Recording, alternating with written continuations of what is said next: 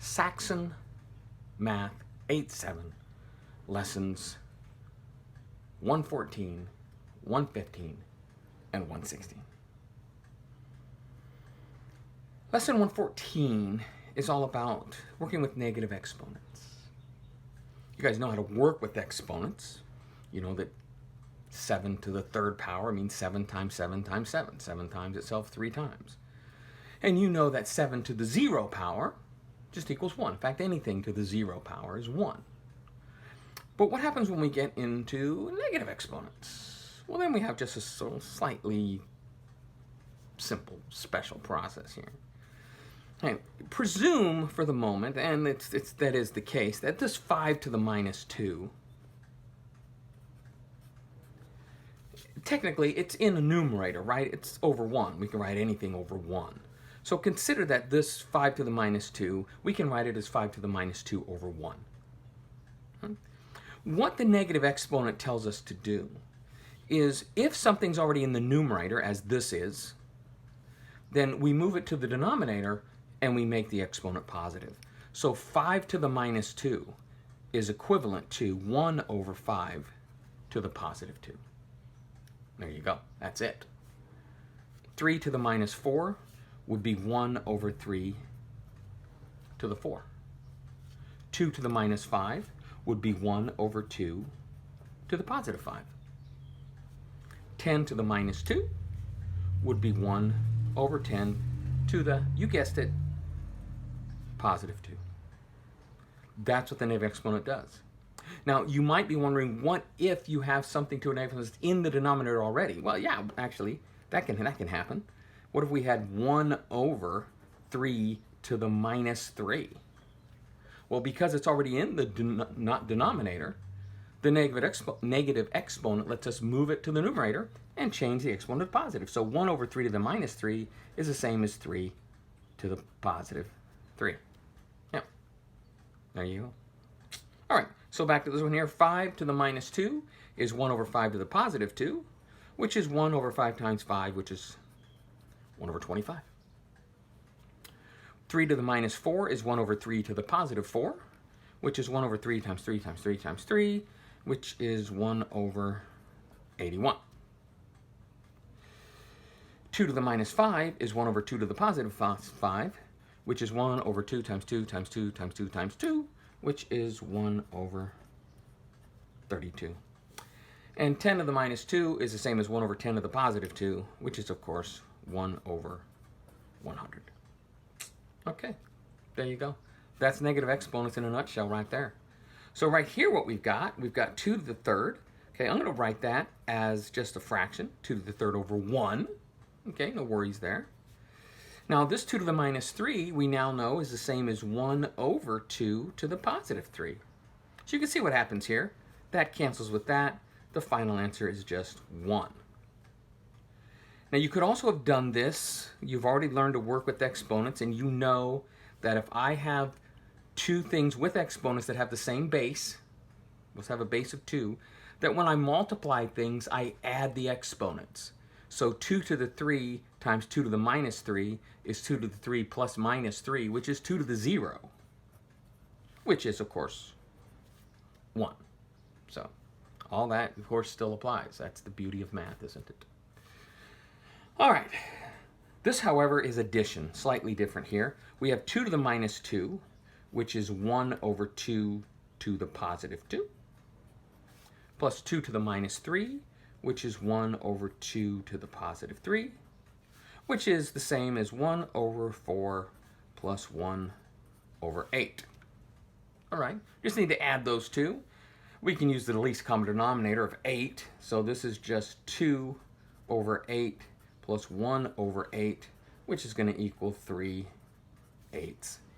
And there's your final answer right there, 3/8. Okay, write 10 to the 2 minus 2 as a decimal number. All right, well, first off, we know that 10 to the minus 2 is 1 over 10 to the positive 2. And that equals 1 over 100. And when we divide by a power of 10, like in this case 100 or 1,000 or 10 or the million, dividing causes us to move the decimal place to the left. If we multiply by something, we'd move it to the right. So 2 times 100 is 200. But 2 divided by 100 is 0.02. So this is 1 divided by 100. So I'm going to take the decimal place, which is currently there, and move it 2 spaces. This becomes 0.01. And we really should get in the habit of putting a leading zero on that. So 0.01 or not 0.01 would probably be the better way to write that. Particularly if you're going to go into like a medical field, you want to make sure that you include that leading zero whenever you're saying or writing something, so that it's not misinterpreted as being a tenth when you really want to give them 100th of some medication. That could prove disastrous. All right, so show why 7.5 times 10 to the minus 4 equals not 0.00075. Okay, no worries. We know 7.5 times 10 to the minus 4 is 7.5 times 1 over 10 to the positive 4. Alrighty, which is 7.5 times 1 over 10 to the 4 is 10 times 10 times 10 times 10, which is 10,000. So this is just the fraction 7.5 divided by 10,000. Now, just as before, this has 4 zeros in it. That means when we convert this to a decimal, we're going to move the decimal place 4 spaces to the left because we're dividing. So this becomes not 0.012375. There, I just moved it 4 spaces. 0, 0, 0, 0, not 0.00075. There you go. Negative exponents. Delightful. All right. Lesson 115 is about volume and mass in the metric system. Now, you guys learned all about the metric system way back in lesson 32. And you will have counted the metric system in your science classes by now as well. So what they're really introducing you to here in this lesson, lesson 115, is that 1/1000th of a liter, which is 1 milliliter, is equivalent to having a cube that is 1 centimeter on each side. So if this were a cube and that distance were 1 centimeter, so it'd be 1 by 1 by 1, the volume of this would be 1 by 1 by 1, that's just 1 cubic centimeter. And that in the metric system, a cubic centimeter is equal to 1 milliliter. Now that's true always. It doesn't matter what I have. If I have a milliliter of liquid gold, I have a cubic centimeter of liquid gold. Okay, milliliter, cubic centimeter, they're interchangeable in the metric system. Okay. Now we tend to use milliliter when we have things that are strictly liquids or gases, and we tend to use cubic centimeters when we're talking about solids. But in any case, they measure the same exact amount of volume. Right? But when we're dealing with water, and only specifically when we're dealing with water, at making allowances for temperature and pressure, 1 cubic centimeter or 1 milliliter of water weighs exactly 1 gram. There you go. Weighs 1 gram. Look at that. So if I have 1 milliliter water or a cubic centimeter water, same difference, I have 1 gram. It weighs 1 gram. So what is the mass of 2 liters of water? Well, 2 liters, 2 liters. I can convert that to milliliters, can't I? I sure can, because I know that 1 liter is equivalent to 1,000 milliliters. So that will effectively convert it to milliliters, because the liters cancel out, because 1's in the numerator and 1's in the denominator. And now we know that 1 gram is equivalent to 1 milliliter. So now my milliliters cancel out as well. And the only units I have left remaining is gram, which is what they're asking for. Gram is a measure of mass. So 2 times 1,000 times 1 is 2,000 grams. There you go. The mass of 2 liters of water, 2,000 grams. Practice question B asks, what is the volume of 3 liters of water? I'm not really sure what they're trying to get at here. I'm wondering if this maybe is a typo. But It doesn't make it clear in the text what they really want you to do with this. The point being, liters is already a measure of volume. So what's the volume of 3 liters of water? Well, 3 liters. Done. So again, this is sort of a confusing question. Let's expand it a bit. We could say 3 liters is the same as 3,000 milliliters. We could do that, which is equivalent to 3,000 cubic centimeters. We could do that. And we know now that since it's water, its mass would be 3,000 grams. So we could say all those things about it. I'm not really sure what they're asking for here, because what is the volume of 3 liters of water? Well, 3 liters. That's volume. All right, moving on. When the bottle was filled with water, the mass increased by 1 kilogram. How many milliliters of water were added? All right. Well, 1 kilogram, as you well know, that is kg, is equivalent to 1,000 grams. So 1 kilogram is equivalent to 1,000 grams. And now I'm just going to use this relationship in reverse. I know that if I have 1,000 grams of water, I can convert that to milliliters, because we know that 1 gram of water is equivalent to 1 milliliter of water. So now let's look at our units. Kilograms, they cancel out. One's up there, one's down there. Grams cancel out. One's up there, one's down there. We're only left with milliliters, which is exactly what the question is asking for. So the rest is just some arithmetic. 1 times 1,000 times 1. Looks like if you added a kilogram of water, you would add 1,000 milliliters. There you go. All right. A tank that is 25 centimeters long, 10 centimeters wide, and 8 centimeters deep can hold how many liters of water?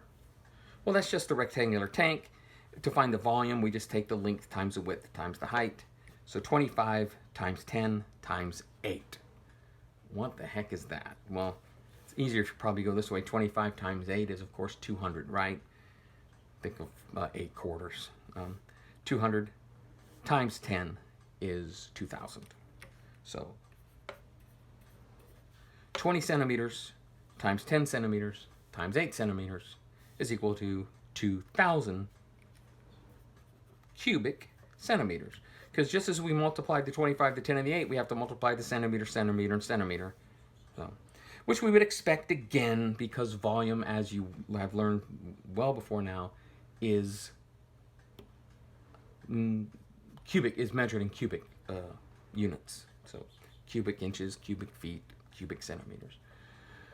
Now, they want to know how many liters of water that is. Well, we know now, don't we? We don't have to write it out, right? We know that 2,000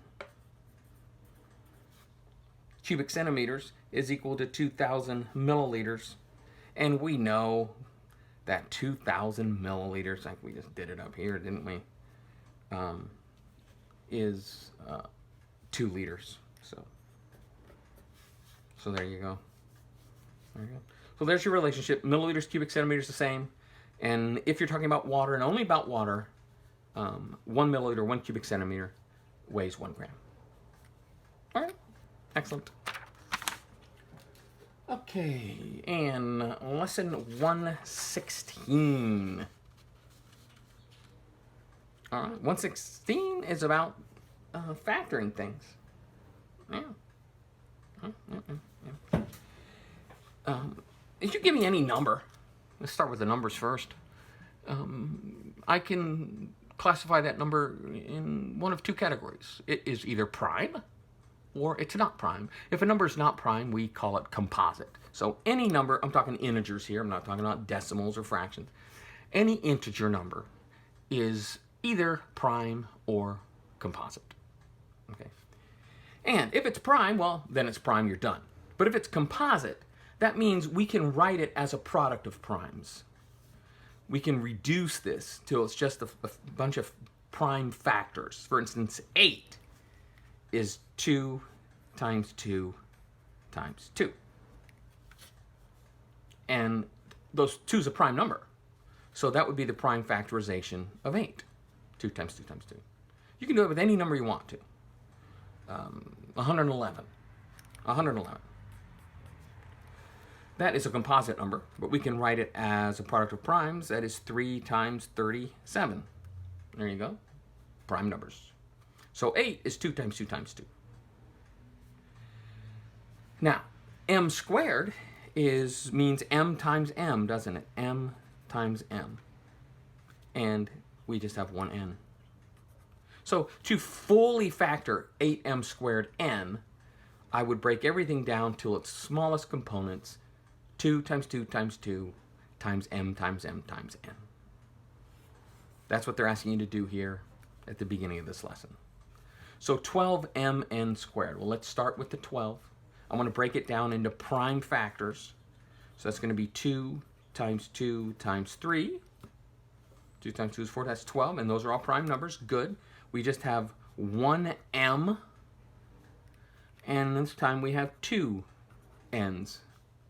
So 2 times 2 times 3 times m times n times n. All right. So this one here is going to be cinchy, right? 18 is 2 times 9. 9 is 3 times 3. So this would be 2 times 3 times 3 times x. We have 3 of them. And we have 2 y's. So there. The full factorization of 18 x cubed y squared is 2 times 2 times 3 times x times x times x times y times y. Now, outside this little exercise, you will not find yourself doing this very often. Because usually, factoring is going to involve more than one term. So here I have an expression, 8m squared n plus 12mn squared. And they want you to factor that expression. So what they're asking you to do is figure out what each of these terms have in common and then pull it out. So we just factored 8mn, m squared n, didn't we? And 12mn squared. They're right up there and there. So you can see that this has 3 2's. This has 2 2's and a 3. Oh, so it looks like these both have 2 2's in common, right? Which is 4, and you knew that 8 and 12 have 4 in common. So the largest number they have in common is 2 times 2. They both have a pair of 2's, which is 4. So I'm going to write 4. All right. Now, this has 2 m's. That has 1 m. So they don't have 2 m's in common, but they do have 1 m in common. So I'm going to write that as just an m. They both have an m in common. And this has 2 n's, that has 1 n. So they don't have both 2 n's in common, but they do have 1 n in common. So your first step is figuring out what they have in common. And we're going to write that here. Then I'm going to put a parenthesis. And inside, I'm going to put what remains after I've pulled out what they have in common. In other words, if I take 4mn out of 8m squared n, that leaves me with 2m. And if I pull 4mn out of 12mn squared, that leaves me with 3n. Close the parenthesis. Now, what I like about factoring is it's so easy to check your answer to see if it's right. Okay? This is just multiplication, and this is because the parentheses are there, it's just distributive. Okay? Well, let's multiply this together. What's 4mn times 2m? Well, that would be 4 times 2, which is 8, m times m, which is m squared, and n, we just have one n, so there we go, it's an n. Plus 4mn times 3n, well, that's 4 times 3, which is 12. We just have one m, we have 2 n's, n squared. So if you quickly just multiply this back through and you get what you started with, you know that you factored it properly.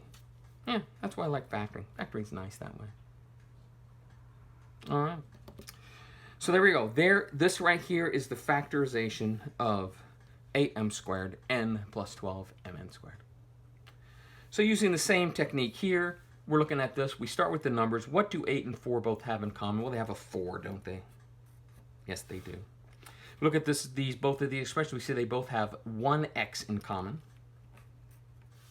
This has a y squared, that has a y, but they both have at least one y in common then, don't they? Yes, they do. So that's going to be my common factor. I'm going to write a parenthesis. So if I take 4xy out of 8xy squared, what am I left with? Well, it looks to me like I'm left with 2y. Let's double check that.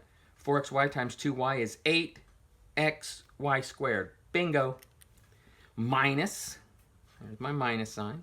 If I take 4xy out of 4xy, be careful here. What are you left with? You're left with 1. Not 0. We're dividing. So if we take a 4xy out of 4xy, we're left with a 1. And let's double check this. We know 4xy times 2y is 8xy squared. And 4xy times 1 is 4xy. So this is the same as 8xy squared minus 4xy. There you go. Factoring. Lovely. Now here we have 3 expressions. Look at that. Well, one expression with 3 components in it. So again, we do the same thing. We look at what they have in common. This has a 6, a 9, and a 3. I think we can all readily agree that that means they have a 3 in common and nothing more. They don't have they don't but all have a 6 or a 9 in common. They just have a 3 in common. Look at the a's. We have an a squared, a cubed, and an a squared. So that has 2 a's, 3 a's, and 2 a's. Looks like they all have 2 a's in common. There you go. I love it. And this is a b cubed, b squared, and b squared. Looks like they have a b squared in common. B squared.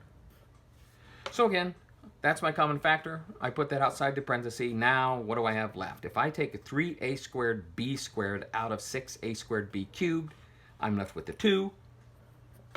The a squared, fully out. And I have 1b left over, don't I? Yes, I do. Plus, 3 comes out of 9a cubed b squared. That is going to be 3a squared. I have an a left over, don't I? Yes. But b squared, there we go. Plus 3a squared b squared. But look at that. That is the whole expression. That means the whole thing comes out, which means I'm just left with 1. So there is the full factorization of that expression. Let's check it real quick. 3a squared b squared is 6a squared b cubed. Got it. 3a squared b squared, 3a is 3 times 3, which is 9. A cubed, a squared times a, and a b squared comes along. And times 1 is 3a squared b squared. There you go.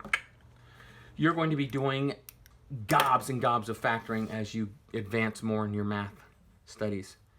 This is a huge part of math going forward, is factoring. And your ability to do it quickly and efficiently, and it's going to serve you very well in the future. Yeah, so factoring, pretty big deal there. All right. As always, thank you for your time and attention. And as always, you know how to reach me if you have any questions. Thanks.